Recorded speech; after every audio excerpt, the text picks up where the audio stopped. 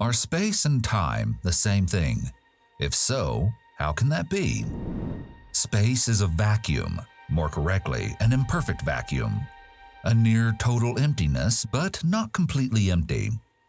A vacuum is a space devoid of all matter, but no vacuum is truly devoid of all matter. No vacuum is truly perfect. Intergalactic space, for example, contains a few hydrogen atoms per cubic meter. A perfect vacuum isn't possible because quantum theory dictates that energy fluctuations known as virtual particles are constantly popping in and out of existence in space. But what's the relation between space and time? Everything must occupy an area of space, and relative to every area of space is a measure of time which can be described as the rate of any movement through that space. At the beginning of the last century, Albert Einstein published his genius work of general theory of relativity, which explains how what we perceive as gravity actually comes from the curvature of space and time. This theory showed the world that space itself isn't a flat, unchanging, absolute entity. Rather, it's woven together along with time into a single fabric, like an outstretched blanket called SpaceTime. The space-time fabric is continuous and can get distorted by mass and energy. The sun, which is a massive object, bends the space-time blanket in such a way that light no longer travels in a straight line as it passes by the sun.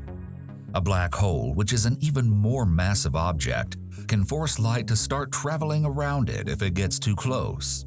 Because a black hole completely twists and bends space around it, any passing light will eventually be dragged in. And for everything in the universe to happen, it takes time. Time is the fourth dimension. If you want to schedule a meeting with someone, you need to describe not only the three-dimensional location, which is length, width, and height, but also time. So if you want to explain the behavior of our universe, you need to think in terms of space-time. The reason you see stars is because light travels from them to our eyes, but it takes time for light to reach our eyes. Sirius, for example, the brightest star in the sky, is about 9 light-years away from us. The star's light that we can see tonight began its journey 9 years ago. When we look at Sirius, we're observing what the star looked like 9 years ago, which means we are technically looking back in time. The distance between us and Sirius is equal to that taken by light to cover over a period of 9 years. And that's why we can never know what the universe is like at this very instant. The universe clearly doesn't extend just in space, but in space-time. Space and time are the same thing, or at least two different sides of the same coin. And this becomes obvious especially at relativistic speeds approaching the speed of light. Light always travels at the same speed. Einstein's special relativity suggests that the speed of light is constant. Thus, space and time had to be combined into a single entity in order to keep light's speed the same for all observers. And then, time slows down as things speed up and can be shifted by gravity, such as starlight passing by a black hole, as we explained earlier. If you traveled at the speed of light, time would actually stop. That's because you would be moving with time. But what would happen if you moved faster than light?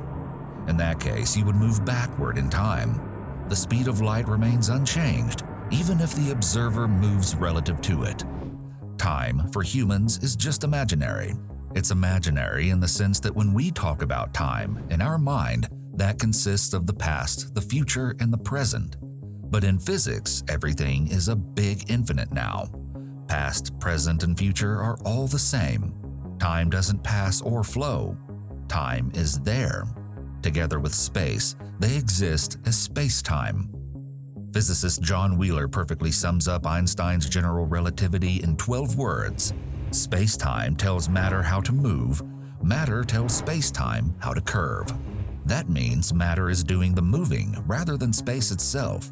And it's not just moving through space, it's moving through space-time. The idea of space expansion could be wrong. Space is probably not expanding.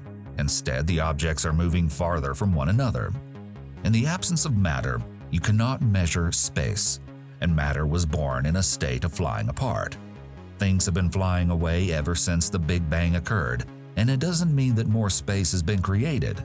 Space doesn't get created, space simply is.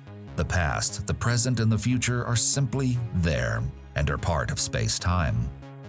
Though there will certainly be better models and theories in the future, especially due to the fact that relativity is not fully reconciled with quantum mechanics, Einstein's general relativity remains our best understanding of the cosmos on the largest scale. If you like this video, please consider subscribing and click the notification bell so you do not miss any upcoming videos.